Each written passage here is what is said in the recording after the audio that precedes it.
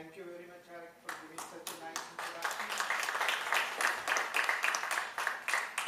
And I always love to come back and present my stuff over here. So today my talk is basically focused on what the nanotechnology is, because there's a lot of confusion about the nanotechnology word itself, and then how this nanotechnology is applicable in the different fields, and what exactly my contribution is there. So that's the overall focus of my talk today. So first of all, I like to introduce the word, what is the nanotechnology? Nanotechnology technically basically is any material which is less than 100 nanometer, 10 raised to the power minus 9 meter. That is the scale of nano material. So some of the nanotechnology is already there in the nature. Like for example, some of the tRNA, tiny motors, DNA strands, and some of the semiconducting materials, and people have used all this material very well, and it is very well known, and it's not new. And these all materials actually in the range of 1 to 100 nanometer. And at the nanoscales, basically the material acquired a unique properties. That is why people are going in nanotechnology. That is why people are looking at the application of nanotechnology. Because the conventional material whatsoever we are using, if we bring that to the nanoscale, the property, chemical property, physical property, all get changed. And that is the reason why people are so much interested in this technology. So I will little bit go over the history of nanotechnology. Like for example, about 2,000 years ago, the Greek people are using a sulfide nanocrystal to dye their hairs. So this is not a new technology. This is not like people are thinking it is just born yesterday. It is long, long ago people know about it. And then most of the gold nanoparticles in the churches around 1,000 years ago, they are using to decorate them, because the nanoscale material and the gold nanoparticles at different nanoscale size has a different color. So that is why they use for the painting and they use for the decorating. And similarly, in 1959, the first time, the R. Feynmans is the person who explored it, and 1974, the first time nanotechnology word has been used. And similarly, in 1985, the bulky bulk is discovered. And there is in 1986, the first book came, The Engines of Creations on Nanotechnology. And 1989, IBM created a logo on the nanoscale, and 1991 the carbon nanotube is discovered, and in 1999 nanomedicine is the word has been used, and 2000 the National Nanotechnology Initiative by the United States launched. So you can see the history of nanotechnology is very, very old history. So but people think it's a new field and it's a new word, but it is not. It is already people know them for a long time. But they are achieving some milestone in this area, so they are actually more now looking into this material because of the problem. So now I want to go really to, not to confuse the people what the nanoscale is. If you compare the Earth with the soccer ball and the bulky ball, you can see the Earth and soccer ball is basically, this soccer ball is 10 million times shorter than the Earth. And then you compare the soccer ball with the bulky balls, which is a carbon bulky ball. That is 1 billion times smaller. So you can now actually understand what is the nanoscale material is. So you can compare this material from the Earth to the bulky ball, what a big difference is. So what the scale we are talking about. So the nanoscales has, like I said before, it has a size effects. The nanoscale material, first of all, is have very high surface area to volume ratio. Second thing, the novel phenomena and properties which makes this material very unique are physical property, for example, the melting point change drastically at nanoscale. Chemical properties of the material change, for example, due to the surface to charge ratio, the reactivity of the material change drastically at that stage, and electrical conducting property, because when you are bringing at the nanoscale, the jumping of the electrons is so small, so your conductivity tremendously increased. Because at the bigger size material, the electron jumping will be bigger. So as compared to nanoscale, the material gets smaller. So your angstrom level of the electrons gets smaller, and yeah, your conductivity will be higher. And then mechanical property like strength increase very good. And the optical property, some material because completely transparent when they are in a nanoscale. So that's why they have like a 100% transparency, and that's why the optical property changes drastically. So now you can see how much interesting properties are there. So that's why people are exploring these properties and want to make use of this in a different field. So this is some of the nanotechnology application I want to go over. So first of all, the information technology. Because of the nanoscale material, it makes the chip right now used in a computer and other places very small, faster, energy efficient and powerful computer. And in the energy sector, it is more efficient and cost-effective technology. And for example, the solar cells, which has been used before, now they are using nanomaterial, more efficient, long-lasting, and require less light. And fuel cells, batteries, their life has tremendously increased because of the nanoscale material. And the biofuel cells, which is using hydrogen and oxygen. I will come to that point later in my slide. And they are converting electricity with them. In the medicines, the nanomaterial has been used for the cancer treatment, bone treatment, drug delivery, appetite control, drug development, medical tools, and diagnostics, and imaging technology. And in the consumer good, right now there are so many goods are available in the market, which is actually using the nanoscale material. The food and beverages and the sensors, lab on a chip, and food quality control sensing systems, and the stain-proof, waterproof, wrinkle-free textiles. These are the couple of applications in the consumer goods, and household like self-cleaning, scratch-free products, and cosmetics. So these are the already nanomaterials that now people are using in all this area, and that products are available. Now the nanotechnology concerned with the health and environment is a big issue.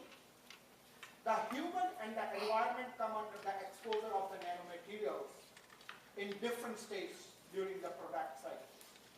So the problem of this material is because it has a large surface to volume ratio, the novel physical as well as the chemical property may cause health hazards, which we don't know right now.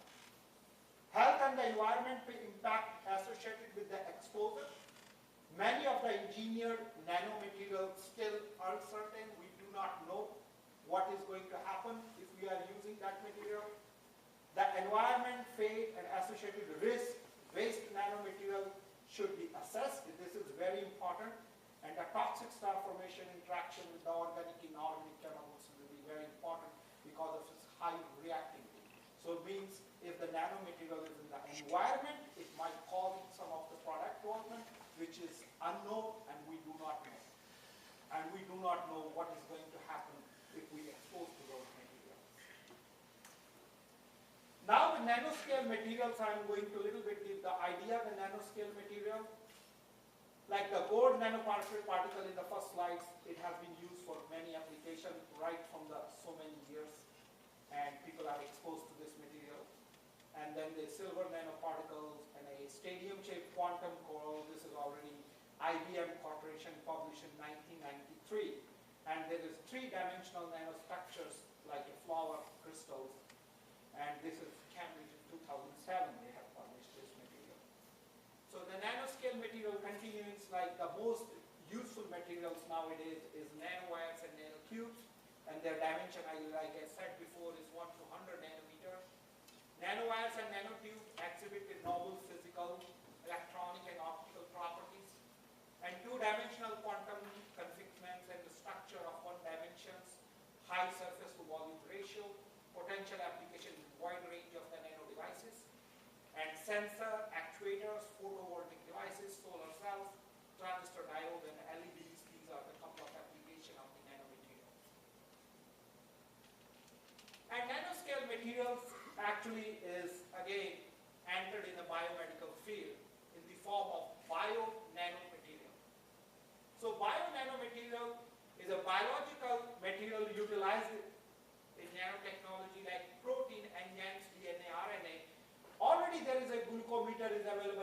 circuit which is having a coupled enzyme, and enzyme is in the nanoscale.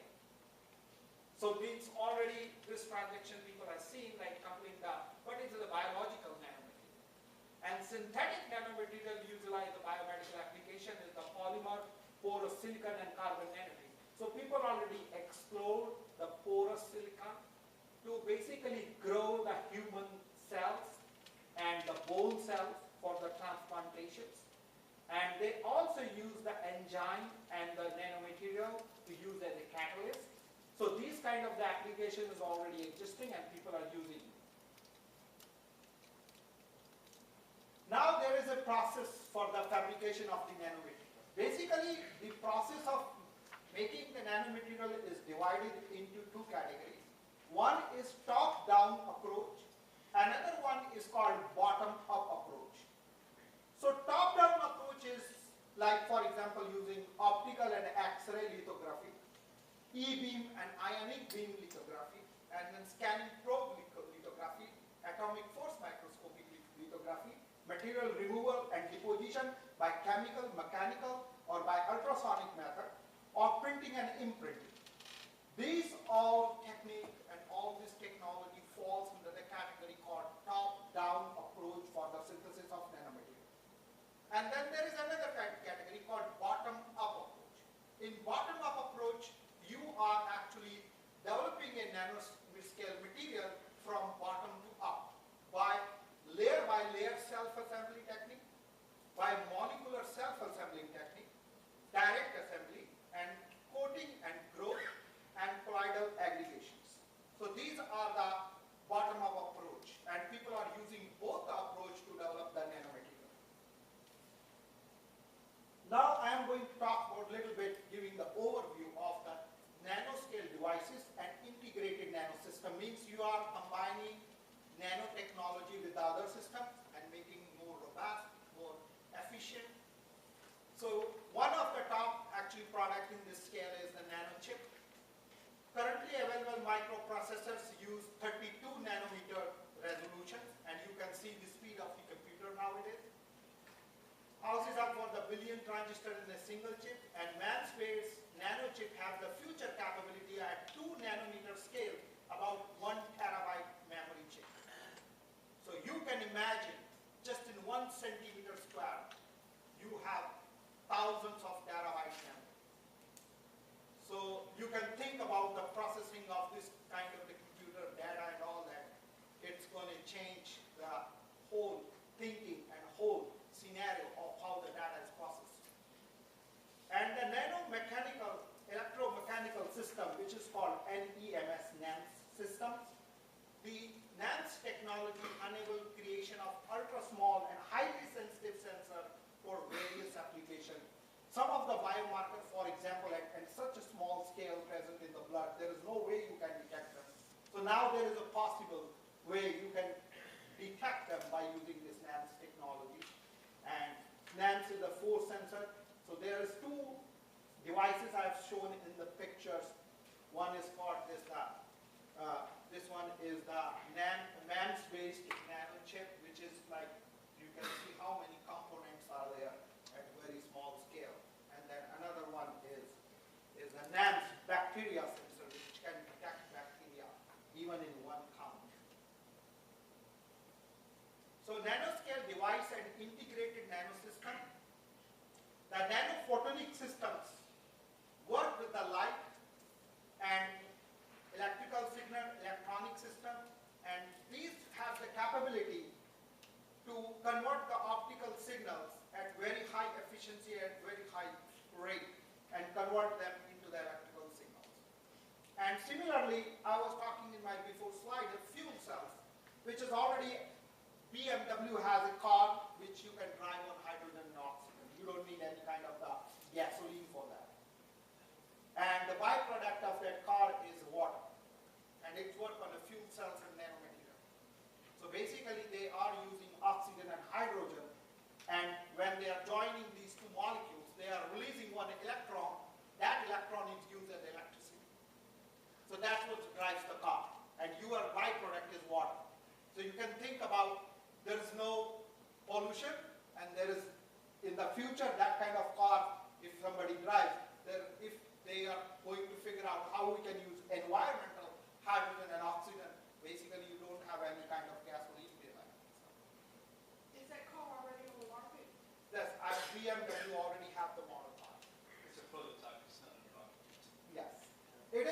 not available, but they already have the proof of concept. They are driving their car, but they are not using environmental hydrogen oxygen. They are using a gas cylinder. Just a minute ago, if I can go back just a second. A minute ago, you said that the bacteria sensor could sense bacteria, either just one cell. Just one bacteria, yes. So what does that mean in terms of early diagnosis and early detection of like cancer and tumors and things like that?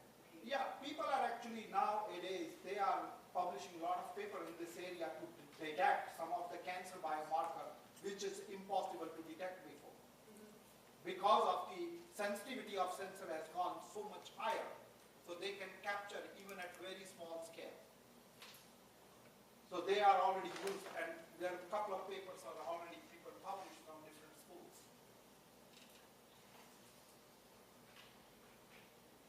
So nanoscale device and integrated nanosystem, one of the top product in this area is the lab on a chip.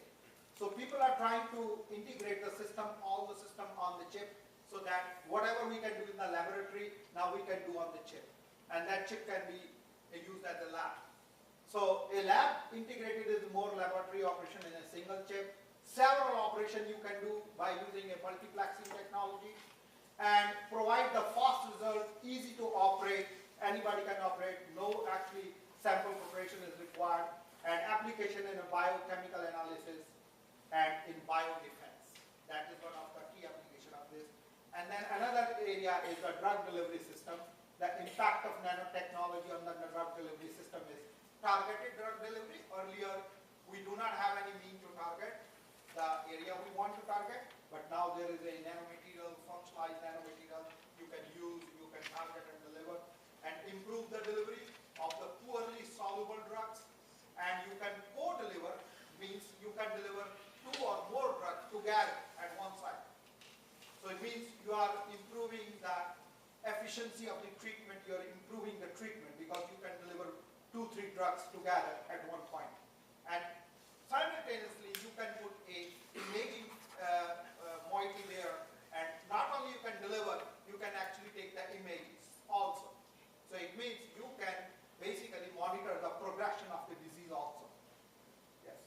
I'm sorry, can you explain what you mean by targeted drug delivery? I'm not Targeted drug delivery means, for example, if there is some infection in some part of the body, we are basically nowadays is giving a drug oral delivery or injection, which is systemic release, and you are sending drug all over the body, which is not required if it is infection. So you need to focus your drug only in the area of infection. So people are now using a strategy with the nanomaterial functionalizer, and it go and only accumulate that drug only in the area of infection. It's not going everywhere. How is it delivered? They deliver by many means. Like, for example, there is an infection underneath of the skin, they do transdermal delivery. And for example, there is an infection in the intestine, they give oral delivery, but it will go and target the area only. So, and if there is a circulation, they deliver through the venous system, and then they target the circulating problems, like some pathogens or something. And actually, there is a huge application in blood cancer, basically, in leukemia. The targeted delivery to the cancer cells, to the blood cancer. The nanotechnology application in the medical science has created a new field called nanomedicine, where I generally work in that area.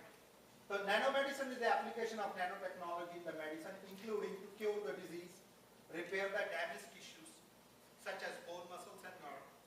And what is the key goals people want to accomplish with the nanomedicine is to cure the traditionally incurable disease, for example, cancer, through the utilization of nanotechnology approaches, and to provide the more effective cure with fewer side effects, because some of the drugs are very effective, but they have a lot of side effects because the quantity of drug we are sending in the system is very high, and that's why they produce a lot of side effects. And nanotechnology in the healthcare is a very good example, which is already people did a lot of work in this area called thermal ablation of cancer cells. They basically create a nanoshells which is having a metallic outer layer and the silica core, and selectively attach to the cancer cells either through the because when there is a problem, the pore size of that area where the problem is different as compared to the area which is not infected. So they use that strategy to basically localize the drug in an infected area more as compared to the normal area. So that is called permeation, retention, or enhanced technology. And then the nanoshells are heated externally. Basically what happened is they use that nanoshells and then they target the cancer cells and then they shine near infrared light on that, and that's why they got heated and they burn the cancer cells specifically.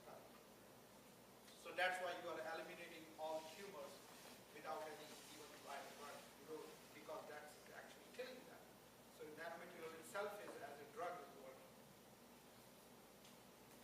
So nanotechnology is a healthcare, is a treatment of the targeted drug delivery. Nanoparticle containing drugs are coated with the targeted agents like a conjugated antibodies and some kind of the receptor sometimes, and sometimes they are peptides. And the nanoparticles are put through the blood vessels and reach to the target cell, and drugs are released directly to the targeted cell. They have the mechanism like they attach to the cells, and once they attach to the cells, the first layer got dissolved and the drugs get into the cells. So that is why there is very targeted delivery of the drug, and that makes very robust treatment and very effective treatment. Now the nanotechnology in the healthcare offers a tools and technique which is more effective in diagnosis. There is one example, the microfluidic channels or microfluidic device, which can detect and also can detect associated genes and their cancer cells. And detection and diagnosis lab on a chip, like I said before, is one of the technology people are using to diagnose the disease more effectively. And mostly these are nanowire-based cantilever labs, chips, and early detection of the cancer biomarkers is very popular.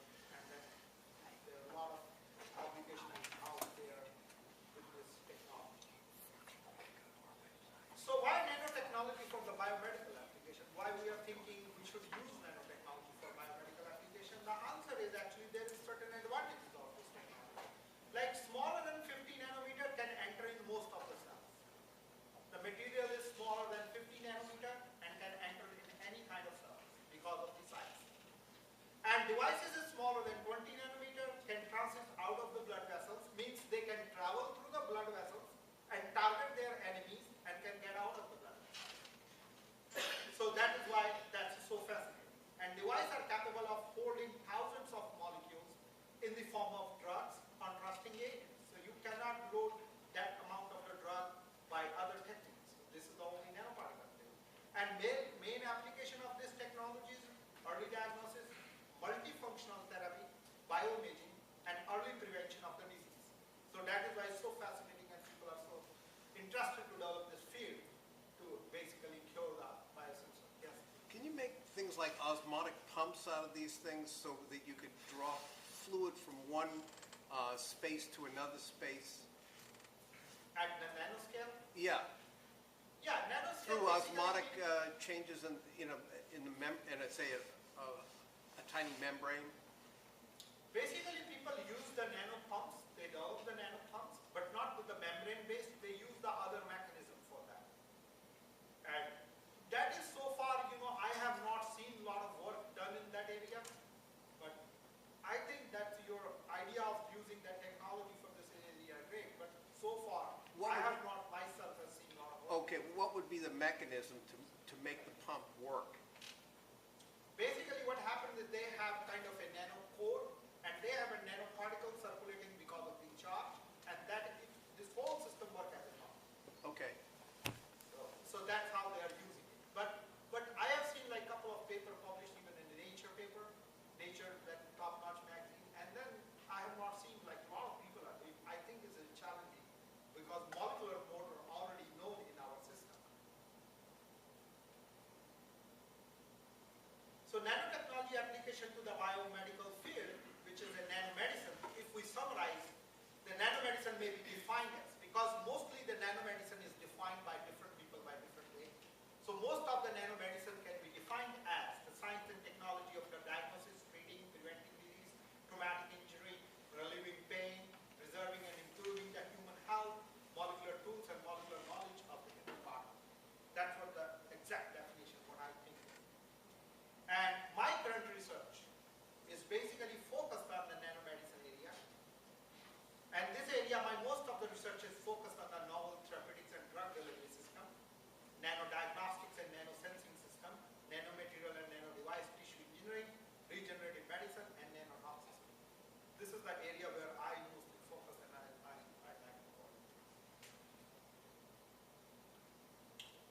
nanomedicine research in which the significantly change the medical event are elucidated only by concentrating on the nanoscale events. That's what the nanomedicine is. So here is like, the whole picture of how the nanomedicine is used in a diagnosis. So basically type of the detection chip is basically based on the chemical detection method. Like for example, we can do a very sensitive blood gas analysis. Then the immunoassays, which can be used for the so many pathogen detection, pathogen identification, their strains specifically. Then the second most important area is a molecular detection. You want to go more specifically, you can develop and detect the molecular pattern or accurate pathogen detection, which is not, because nowadays technology is there in the health science they are using. You have some infection, but what kind of infection? What kind of the bacterial strain is that? They don't have the answer for that. Yes, you have bacterial infection, but what kind of the bacterial infection? So this is the nanoscale system is coming in, and they are exactly telling what bacteria they are and what kind of strains they are. So your treatment is more effective. And now I will summarize how this nanotechnology actually used in a different area of the medical science and where they are right now. So basically, the nanotechnology has been used for the inhaler, for the asthma treatment and COPD treatment. They are already in the market. And people are making money on that, and that they are there. So, and second thing is, this inhalation and spray delivery technology is available, and which you can buy. And the wearable electronic disposable drug delivery device are available in the market. And another thing is like a nano needle. It is at the R&D stage right now. And smart patching, which is used for the nanoparticles and all that, they are also in the R&D stage. And needle-free injection is basically commercially available right now. You don't need needle. Basically what they have is, they have a nanopore and they use the jet injections processes and then they inject the drug right away without anything. So that is there available. So, and there is one diagnostics microdoses pumps are available. Like you are asking that question, this is available and commercially available. You can buy them, infusion pump, implantable pump, and people are thinking to use future for the insulin delivery and combining with nanotechnology and diagnostic, which will kind of very robust system in the future for the diabetic people. And then there is another active drug delivery systems are available for active drug delivery in transdermally, in eyes, ocular delivery and all that. So these are all technologies available, and nanomedicine has grown at now at the stage they are having a product in the market right now. So this is the in vivo cancer targeting and imaging with the quantum dots, which I took as example. So one of the quantum dots they decorated with the polymer coating, and by combining it with the capturing probe, and then they have the targeting moiety, and then they coated that quantum dot with the PEG. The PEG is polyethylene glycol, which is actually hide these devices from the immune system so that they can travel into the system, and by the time they lose their outer shell, they are exposed to having the targeted moiety and go to their target and deliver whatever they want to deliver. And then the tumor targeting is again with the similar kind of approach people have been used. So there is two kind of the tumor targeting they are doing, called passive tumor targeting and the active tumor targeting. The passive tumor targeting is basically diffusion based or more mechanical system, and the active tumor targeting is based on some kind of the energy involved, some kind of the system involved, which is actually utilizing some kind of the mechanism to deliver some energy and targeting that. So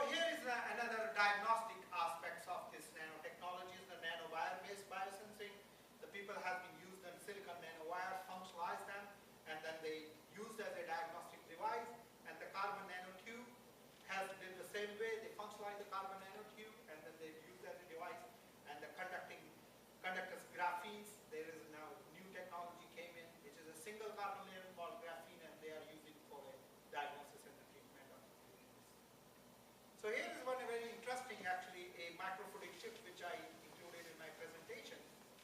So these people has tried to actually count the sperm as well as the motility of the sperms by using microfluidic device. Basically, it has a conducting system. When the sperm is flowing through that conducting system, it is counting each sperm, and as well as if they are dead or they are, swimming, so they will know there is a motility in the sperm or there is not. So they are getting kind of in the form of kind of tabular form. So how many sperms are there, how many live and active. So that way you are in just one drop, you are doing so much, which is not possible before. So this is in Netherlands we did this one, and very, very nice and very bombastic system that produced. And now my current little bit, I will talk about what I'm doing in this area. So this is recent, very recent work, and recently got accepted in International Journal of Nanomedicine. This is a technique we call ionic gelation method for the synthesis of doxycycline nanoparticles. Doxycycline is basically is a antibiotics which is used for the pelvic inflammation, but it has very, very strong side effects. The goal was in this project was, our goal is to reduce its toxicity and make it more effective for the user. We use the ionic gelation method to convert them in a nanoscale particles, and then we studied a couple of their parameters. We took a lot of TM images to see the blank nanoparticles with a different acetic acid concentration, and the TM we are showing how this effect of the acidic concentration basically decreasing, increasing the size of nanoparticle and its property. And then we did a lot of TM morphological study of these, and then we also studied the effect of centrifugations, like how long we are centrifuging these particles and making it less aggregated or maybe more aggregated, and their sizes get reduced or their size get increased. So these kind of the study we did in about 10 formulations, and then we tried to study it and we published this.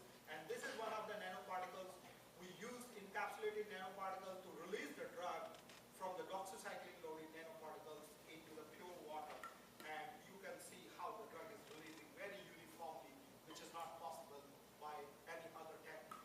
Maybe you are using this drug release in one direction or the another, but here like whole particle is releasing drug so uniformly, so it means the distribution of the drug and the bioavailability will be very, very improved in this case as compared to other drugs. So this is the drug release profiles for the 5 hours to 4 hours. This drug is basically when this is antibiotic, it won't stay more than an hour in the area. And so that's why it's not effective. It has more side effects, because when your drug is released very fast, it actually takes a first order reactions exponentially go high and reach that hit the toxicity actually level. But if you are releasing slow and sustained, so it is going over a periodical period of time and it's releasing, and then the problem got cured more because it's more available to kill the bacterial infection. So this paper we recently, just a week back, we got acceptance in International Journal of Nanomedicine. So this is the effect of the centrifugation. This is called a kind of a graph which is called a jetasizers. Is a particle actually selection graph, which is basically telling that when we are doing centrifugation and when we are not doing centrifugations, the particle aggregation is changing. So it means each parameter you are using for the synthesis is affecting basically your nanoparticle size and their delivery and their aggregation. Again, this is like a different concentration, different drug load, and different parameters. So we found finally in F10 such a narrow distribution. So that is like one of the perfect formulation to deliver this doxycycline. Now some of the work I did in nanomeds device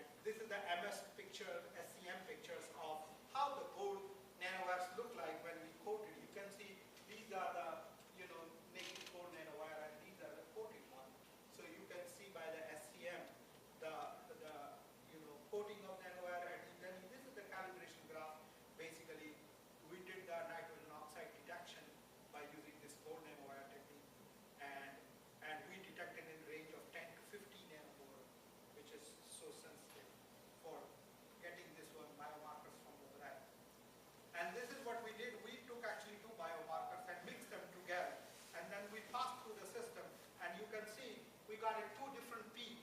And in one case, actually, we send them one by another. They both are got detected at different scale. And then we mix them, and then we try to see whether we can detect them or not. And again, when we mix them, we got another peak and another peak. So that is why we can able to see, like if you mix them or you are sending one by one, is basically can be detected by this whole nanowire system. Very sensitive. Can you comment a little bit about why nitric oxide or isoprostane is important? Actually, nitric oxide and 8-isoprostane is the gold standard biomarker for asthma, distinguishing asthma and COPD. So 8-isoprostane, what the doctors really look if they want to distinguish between COPD and asthma.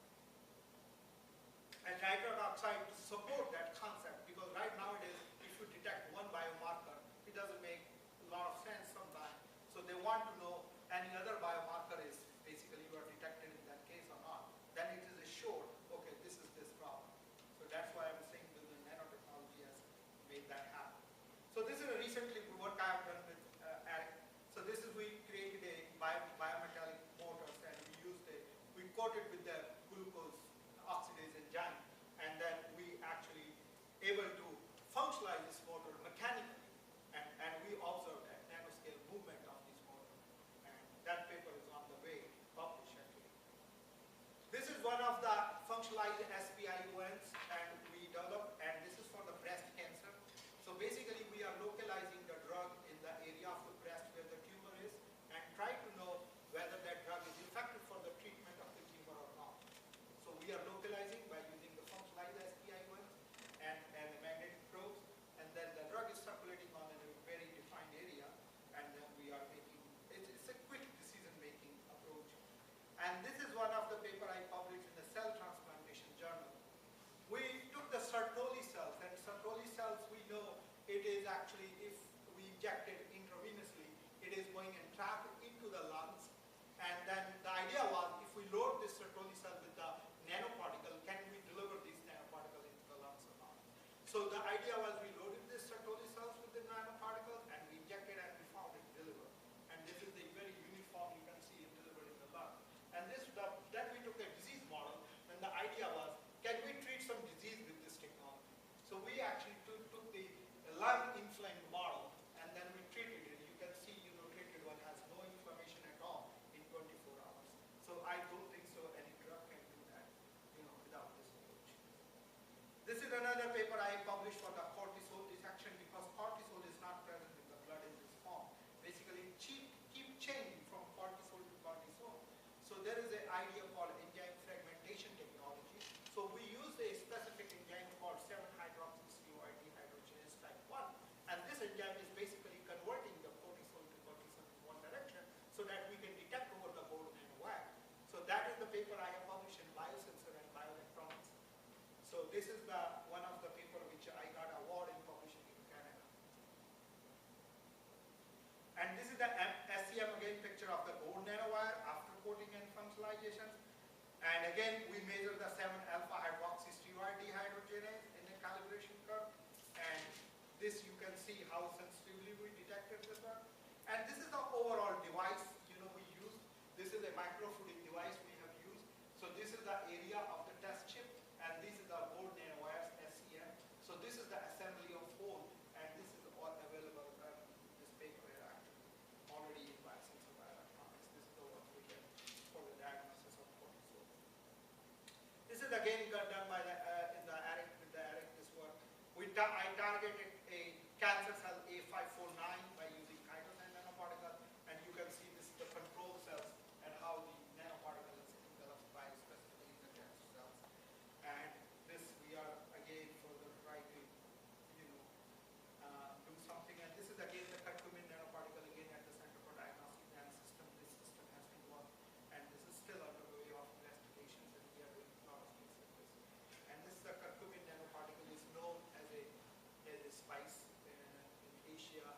They are using for the preparation of the food, and it has been known for a long time. It has been known as antioxidants, and they have a lot of application in cancer and ROS, the reactive oxygen species. So our goal was, if we convert them to their nanoparticles, maybe we can treat some of them, and we can treat some very specifically ROS related problems. So what we did, we basically